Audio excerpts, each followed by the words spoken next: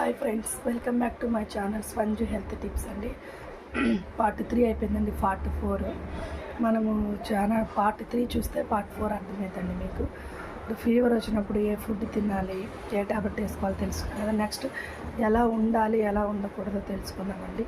ఇప్పుడు ఫీవర్ వచ్చినప్పుడు అందరూ ఏమంటారంటే, మన ఇంట్లో పేరెంట్స్ కానీ మన తాతలు అమ్మమ్మలు ఎవరైనా పెద్దవాళ్ళు ఉంటారు కదా, వాళ్ళు ఏం చెప్తారంటే, ఫీవర్ వచ్చింది కదా స్నానం చేయొద్దు, ఫీవర్ వచ్చింది కదా స్నానం చేయకుండా ఉండు, అన్నం తినకుండా ఉండాలి అలా చెప్తారండి. అలా ఏం లేదండి.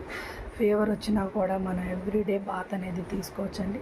అది ఎలాగంటే కోల్డ్ వాటర్ కాకుండా వామ్ వాటర్తో స్నానం చేయాలండి. వామ్ వాటర్తో స్నానం చేసినప్పుడు ఫ్రెష్ ఫీలింగ్ వచ్చిందండి. లేదంటే మనం స్నానం చేయకపోతే మన బాడీ ఇన్ఫెక్షన్ అయిపోతుందండి. స్నానం చేయకుండా ఉంటే ఇన్ఫెక్షన్ అయిపోయి ఇంకా జ్వరం ఎక్స్ట్రా అయిపోయింది, కానీ తగ్గదండి. ఎవరైనా సరే ఫీవర్ ఉన్నా స్నానం చేసి వామ్ వాటర్తో స్నానం చేయండి.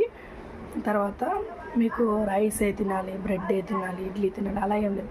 మీ బాడీ కంఫర్ట్ని బట్టి ఇడ్లీ అయినా తినచ్చు, బ్రెడ్ అయినా తినచ్చు, లైట్గా రసం రైస్ అలాంటివి సింపుల్గా డైజెషన్ ఏవైనా తినచ్చండి. ఓకేనా? పార్ట్ 5లో మళ్ళీ కలుసుకుందామండి. Please like, share, subscribe my channel. Thank you friends. Bye.